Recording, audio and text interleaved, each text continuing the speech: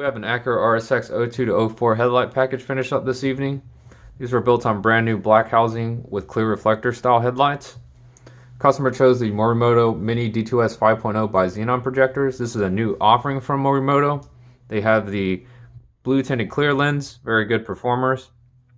We use the Apollo 3.0 Black Series shrouds to cover them.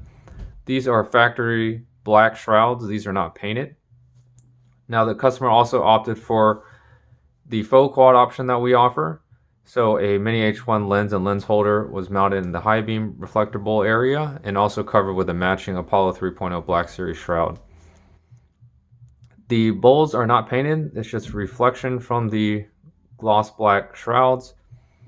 Now this is a complete headlight package ready to install out of the box with a Morimoto HID kit included. Give us an email, call, or visit us on the web at visionautoworks.com.